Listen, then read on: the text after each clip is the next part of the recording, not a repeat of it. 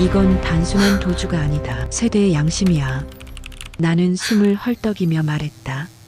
손자 이준이 만든 전파 교란기가 삐삐 소리를 냈다. 96분. 서버 폐쇄까지 남은 시간이었다.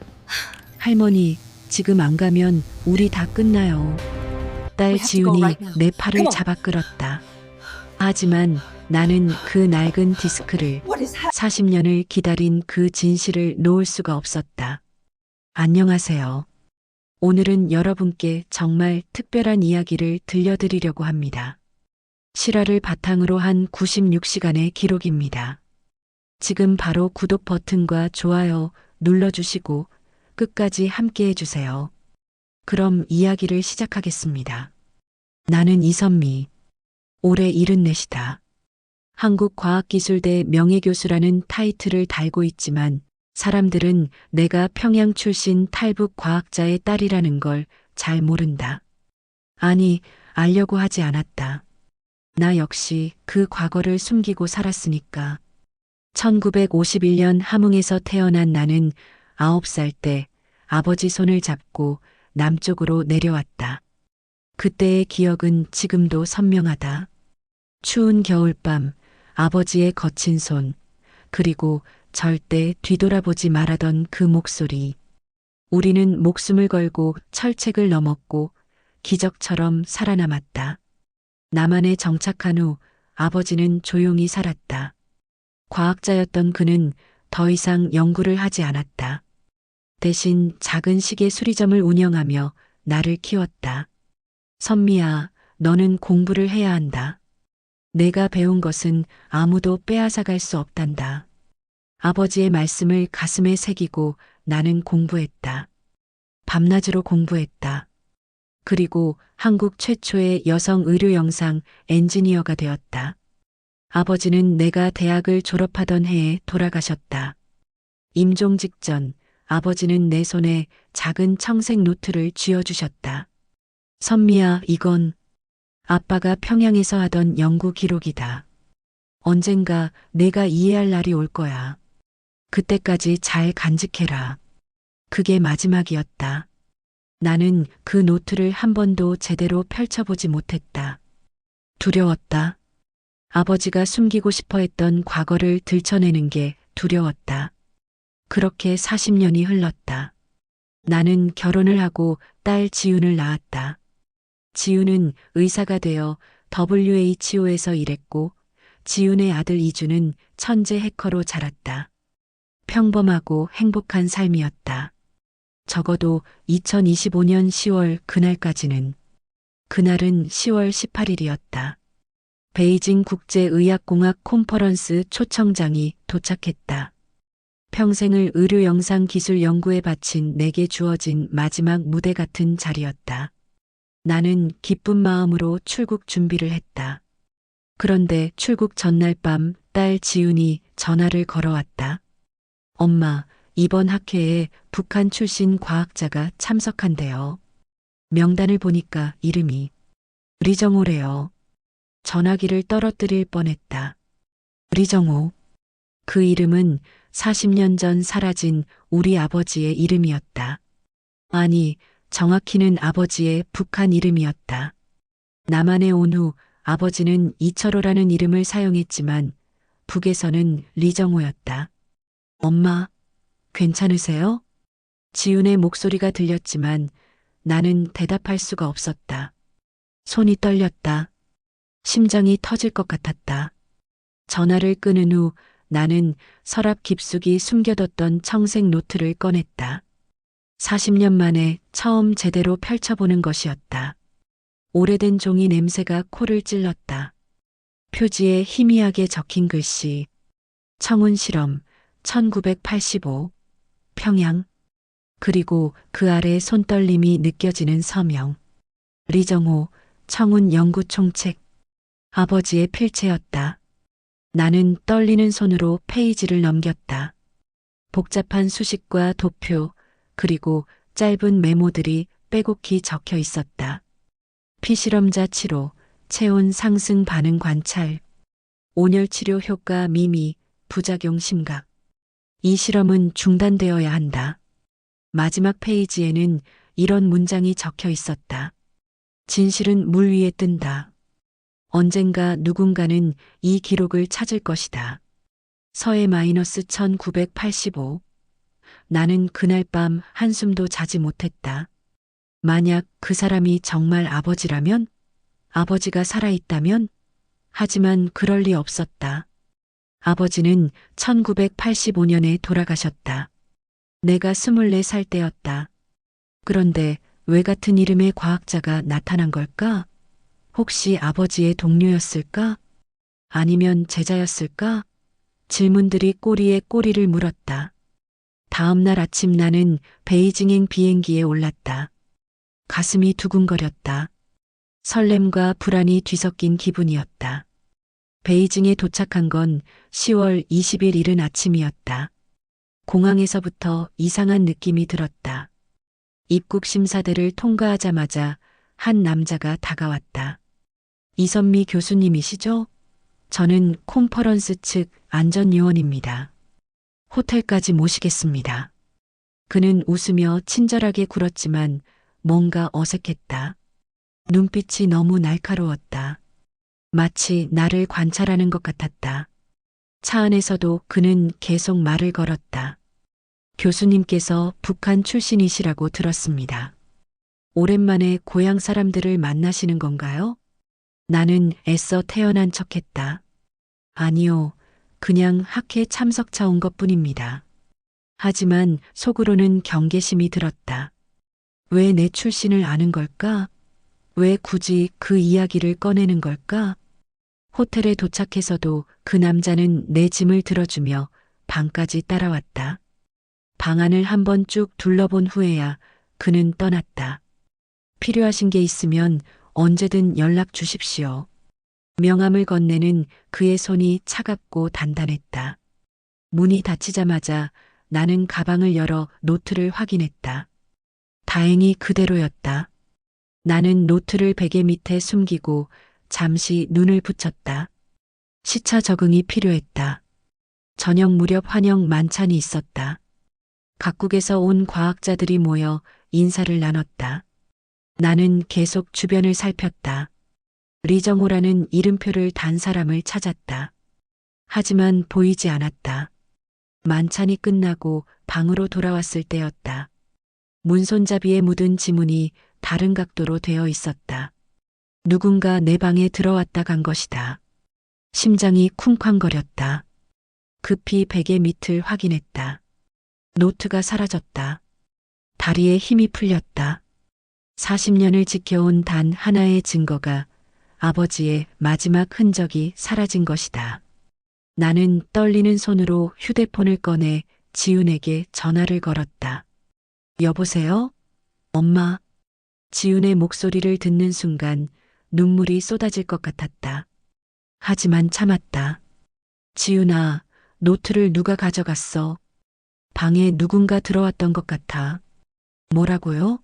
엄마, 지금 바로 호텔 프런트에 신고하세요. 안 돼. 뭔가 이상해. 공식적으로 신고하면 더 위험할 것 같아. 지우는 잠시 침묵하더니 말했다. 알았어요. 제가 방법을 찾아볼게요. 엄마는 절대 방 밖으로 나가지 마세요. 몇 시간 후 지훈이 다시 전화를 걸어왔다. 목소리가 떨리고 있었다. 엄마, 이준이가 호텔 CCTV 해킹해서 확인했어요. 화면에 남자 그림자가 잡혔는데 그 사람 옷에 뭔가 로고가 보여요. 확대해 봤더니 청운이라는 글자예요. 청운. 그 단어가 다시 나타났다. 이건 우연이 아니었다. 누군가 계획적으로 나를, 아니, 그 노트를 노리고 있었던 것이다. 그 사람 얼굴은 안 보여요? 아니요. 모자를 깊게 눌러 쓰고 마스크까지 착용해서 식별이 불가능해요. 하지만 한 가지 더 있어요. 엄마 방에 들어간 시간이 정확히 만찬 시간이에요. 그 사람은 엄마가 방에 없을 거라는 걸 알고 있었어요. 등골이 오싹했다. 내 일정을 누군가 감시하고 있었다는 뜻이었다. 다음 날 아침 손자 이준이 직접 전화를 걸어왔다. 할머니, 저예요. 호텔 네트워크 전체를 분석해 봤는데요. 심각한 문제를 발견했어요. 19살 이주는 어릴 때부터 컴퓨터에 천재적인 재능을 보였다. 고등학교 때 이미 화이트 해커 경진대회에서 수상했고 지금은 대학에서 사이버 보안을 전공하고 있었다. 무슨 문제인데? 할머니 방 네트워크를 통해 VPN 접속 기록이 있어요. 그런데 그 루트를 추적해 봤더니 북한 IP로 연결되는 지점이 있어요. 누군가 북한에서 할머니를 원격으로 감시하고 있다는 얘기예요. 숨이 막혔다. 북한에서? 왜? 무엇 때문에? 이준아, 그럼 나는 지금 어떻게 해야 하니? 일단 그 호텔에서 나가세요. 제가 안전한 숙소를 찾아드릴게요. 그리고 절대 호텔 와이파이 쓰지 마시고 제가 보내드리는 VPN으로만 연결하세요. 나는 이준의 말대로 했다. 짐을 싸서 몰래 호텔을 빠져나왔다. 다행히 안전요원은 보이지 않았다. 아마 내가 방에 있을 거라고 생각했을 것이다. 택시를 타고 베이징 외곽의 작은 게스트하우스로 갔다. 그날 저녁 우리 가족은 암호화된 화상통화로 긴급회의를 열었다. 지훈과 이준, 그리고 나. 셋이서 작전을 짰다. 일단 목표를 정리하죠. 첫째, 청운 파일이 뭔지 알아낸다. 둘째, 외할아버지의 행방을 찾는다.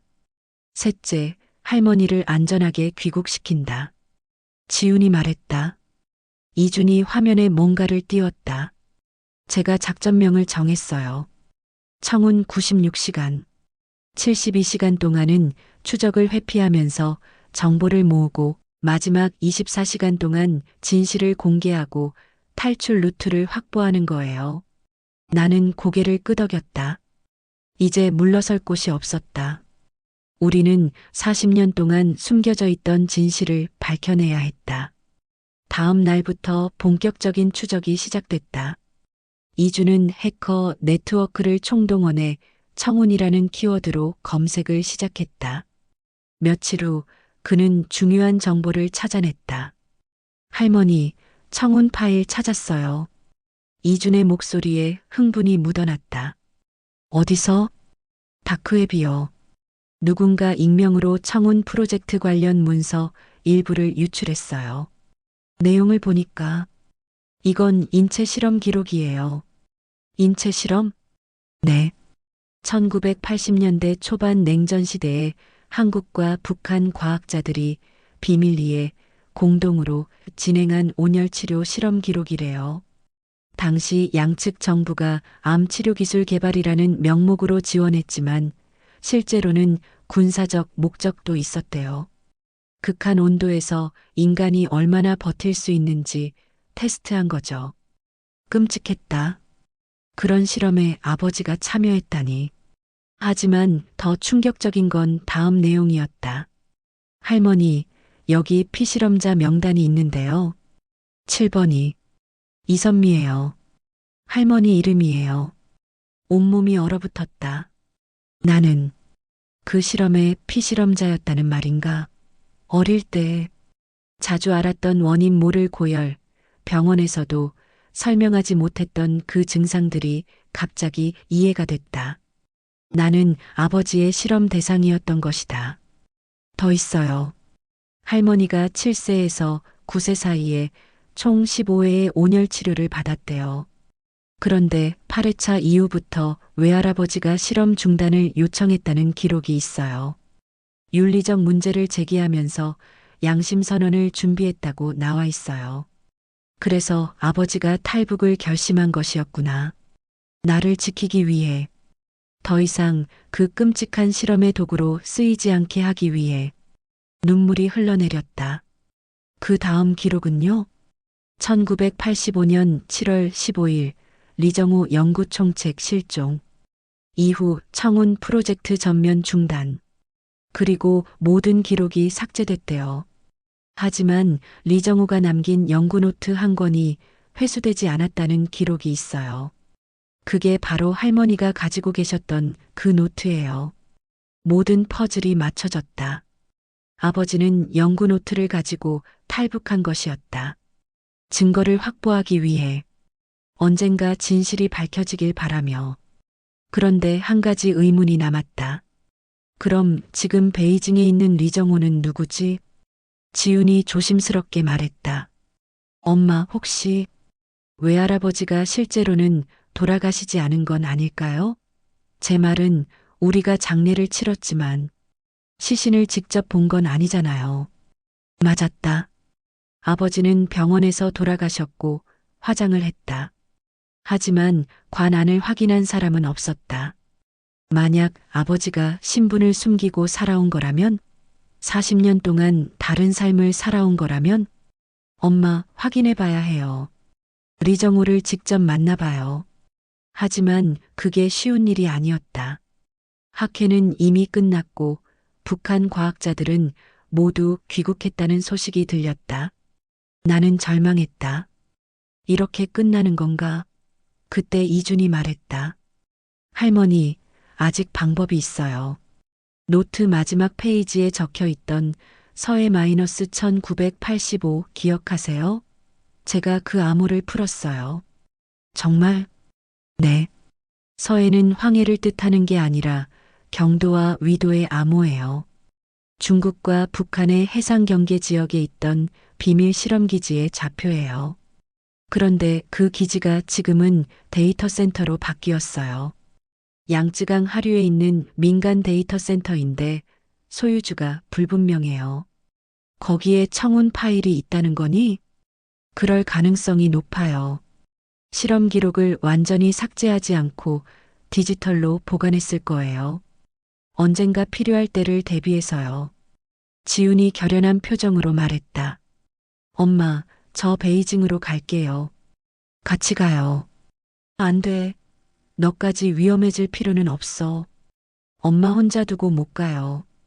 그리고 이건 우리 가족의 일이에요.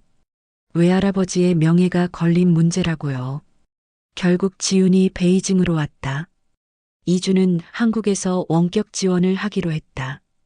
우리 셋의 작전이 본격적으로 시작됐다. 그런데 상황이 급박하게 돌아갔다. 이준이 긴급 연락을 보내왔다. 할머니, 큰일 났어요.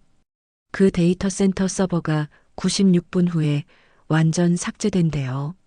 누군가 원격으로 삭제 명령을 내렸어요. 지금 안 가면 영원히 증거가 사라져요. 96분. 1시간 반 남짓. 우리는 택시를 잡아 타고 데이터 센터로 향했다. 차 안에서 이준이 계속 지시를 내렸다. 정문으로는 못 들어가요. CCTV가 너무 많아요. 건물 뒤쪽 환풍구로 들어가세요. 제가 지금 보안 시스템 해킹 중이에요. 데이터 센터에 도착했을 때 남은 시간은 58분. 우리는 건물 뒤편으로 돌아가 환풍구 덮개를 열었다. 좁고 어두운 통로가 나타났다. 지훈이 먼저 기어 들어갔다. 나도 뒤따랐다. 일은 낸 노인이 환풍구를 기어가다니. 웃음이 나왔지만 웃을 상황이 아니었다. 허리가 끊어질 것 같았다. 숨이 턱까지 찼다. 하지만 멈출 수 없었다. 40년을 기다린 진실이 저 안에 있었다. 환풍구를 지나 서버실에 도착했을 때 남은 시간은 42분. 거대한 서버들이 웅웅거리는 소리를 내며 돌아가고 있었다. 차갑고 건조한 공기가 피부를 스쳤다. 어디 있는 거야, 이준아? C-17 서버예요. 거기 푸른색 케이스 보여요? 그 안에 외장 하드디스크가 있을 거예요. 지훈이 재빨리 움직였다. C-17 서버를 찾아 케이스를 열었다. 푸른색 케이스. 청운이라는 글자가 새겨진 작은 하드디스크가 들어 있었다. 40년의 진실이 담긴 물건. 지훈이 디스크를 꺼내 가방에 넣는 순간 서버실 문이 벌컥 열렸다. 안전요원들이 들이닥쳤다. 그 중에는 호텔에서 봤던 그 남자도 있었다. 이선미 교수님, 그걸 내려놓으세요. 나는 디스크를 품에 꼭 안았다. 이건 내 아버지의 것이에요. 당신들이 가져갈 권리가 없어요. 교수님, 그건 국가기밀입니다. 내려놓지 않으면 강제로라도 회수하겠습니다. 남자가 천천히 다가왔다. 지훈이 내 앞을 막아섰다. 우리 엄마한테 손대지 마세요. 긴장된 대치 상황. 그때 갑자기 건물 전체에 불이 꺼졌다. 이준이 전력망을 차단한 것이었다. 비상등만 깜빡이는 어둠 속에서 우리는 달렸다. 남자들이 뒤쫓아왔지만 이준이 만들어준 혼란 속에서 우리는 건물을 빠져나올 수 있었다. 밖으로 나오자마자 대기하고 있던 차에 올라탔다. 지훈이 운전대를 잡았다. 이준아, 지금 어디로 가야 해? 일단 시내로 피하세요. 제가 경로 보내드릴게요. 차는 베이징 밤거리를 질주했다. 뒤에서 추격 차량이 따라오고 있었다. 이준의 목소리가 다급했다. 할머니, 디스크 주세요. 제가 지금 원격으로 데이터를 백업해야 해요. 물리적으로 디스크를 빼앗기면 끝이에요. 나는 디스크를 꺼내 휴대폰에 연결했다. 이준이 원격으로 접속해 데이터 백업을 시작했다.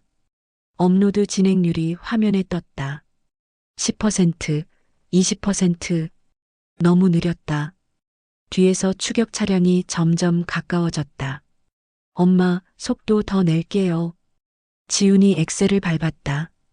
차는 급커브를 돌았다. 나는 손잡이를 꼭 잡았다. 50%, 70%. 거의 다 됐다. 할머니, 거의 다 됐어요. 조금만 더. 90%, 95%, 100%. 업로드 완료. 그 순간 이준이 소리쳤다. 됐어요. 이제 이 데이터를 전 세계에 공개할게요. 이준은 백업한 파일을 국제기자단 서버, 위키리크스, 그리고 여러 인권단체 서버에 동시에 업로드했다. 10분 후 전 세계 뉴스에서 일제히 속보가 터져나왔다. 냉전시대 비밀 인체 실험 청운 프로젝트 폭로. 한국 마이너스 북한 과학자 공동 참여한 비윤리적 실험. 40년간 숨겨진 진실 마침내 세상에. 우리는 해냈다. 하지만 기쁨도 잠시 새로운 문제가 생겼다. 우리의 위치가 노출된 것이다. 데이터를 업로드하는 과정에서 IP 주소가 추적됐다. 중국 공안이 우리를 찾기 시작했다. 할머니, 지금 베이징을 빠져나가야 해요. 공항은 이미 봉쇄됐을 거예요. 유일한 방법은 육로로 몽골 국경을 넘는 거예요. 몽골? 거기까지 얼마나 걸리는데? 차로 16시간이요. 하지만 사막을 가로질러 가면 10시간으로 단축할 수 있어요. 선택의 여지가 없었다. 우리는 북쪽으로 향했다. 밤새 차를 몰았다. 도시를 벗어나자 도로는 점점 황량해졌다. 사막이 나타났다. 끝없이 펼쳐진 모래 언덕. 별이 쏟아질 것 같은 밤하늘. 그 아래를 우리는 달렸다. 새벽 무렵 차에 이상이 생겼다. 엔진에서 연기가 피어올랐다. 연료가 떨어진 것이다. 이런 가장 가까운 주유소까지 50km예요. 지훈이 절망적인 표정으로 말했다. 우리는 차에서 내렸다. 사막 한가운데 아무것도 보이지 않는 곳. 추위가 뼛속까지 파고들었다. 할머니, 괜찮으세요? 괜찮아. 걸어야지 뭐. 74 노인이 사막을 걷는다. 말도 안 되는 상황이었지만 웃음이 나왔다. 우리는 걷기 시작했다. 모래바람이 얼굴을 후려쳤다. 다리가 후들거렸다. 하지만 멈출 수 없었다. 이준이 전파 교란기를 작동시켜 우리의 위치 추적을 방해했다. 10분 블랙아웃. 그 시간 동안 우리는 계속 걸었다. 해가 떠오르기 시작했다. 지평선 너머로 붉은 빛이 퍼졌다. 그리고 저 멀리 철조망이 보였다. 국경이었다. 우리는 마지막 힘을 짜내 달렸다.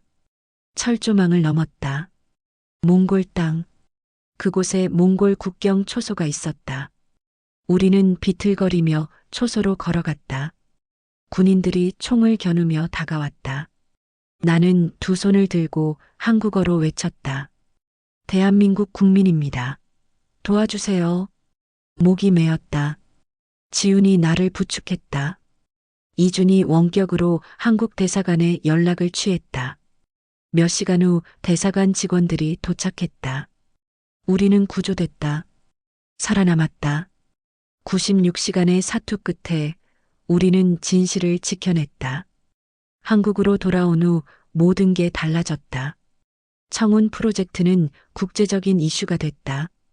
정부 청문회가 열렸고 나는 증인으로 출석했다. 증언대에 서서 마이크 앞에 섰을 때 수백 개의 카메라가 나를 향했다. 나는 떨리는 목소리로 말했다. 청운은 실패한 실험이 아니었습니다. 인간의 양심을 증명한 프로젝트였습니다. 제 아버지 리정호는 잘못된 실험을 멈추기 위해 모든 것을 걸었습니다. 목숨을 걸고 증거를 지켰습니다. 그리고 40년 후 그 진실이 빛을 보게 됐습니다. 청문회장 스크린에는 아버지의 연구노트 사진이 떠올랐다. 그리고 마지막 페이지, 진실은 물 위에 뜬다는 문장이 확대됐다. 그 순간 스크린 배경이 바뀌었다. 푸른 하늘에 떠 있는 흰 구름. 청운. 누군가 의도한 연출이었다. 나는 미소 지었다. 아버지, 드디어 해냈어요. 당신의 진실이 세상에 닿았어요. 청문회 이후 이주는 자율 AI 보안 연구소를 설립했다. 이름은 청운랩이었다. 사이버 공간에서 진실을 지키고 약자를 보호하는 연구소. 이주는 외증조 할아버지의 유산을 이어받아 자신만의 방식으로 싸우고 있었다. 나는 지금 병원 침대에 누워 있다. 96시간의 사투는 74 노인의 몸에 큰 무리를 줬다. 하지만 후회하지 않는다. 창밖으로 하얀 구름이 천천히 흘러간다. 저 구름처럼 진실도 흘러간다. 흩어지고 모이고 다시 하늘로 돌아간다. 누군가는 저 구름을 보며 용기를 낼 것이다. 숨겨진 진실을 밝히는 용기를. 지훈이 병실 문을 열고 들어온다. 손에 꽃다발을 들고 엄마, 기분 어때요?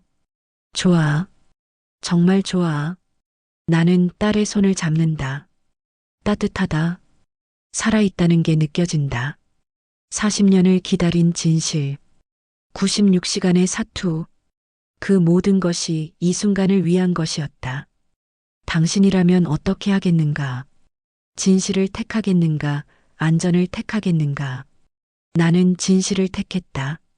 그리고 지금 이 순간 나는 그 선택이 옳았다고 확신한다. 여러분의 생각은 어떠신가요? 댓글로 여러분의 이야기를 들려주세요. 감사합니다. 제시도 클로드는 실수를 할 수 있습니다. 응답을 반드시 다시 확인해 주세요.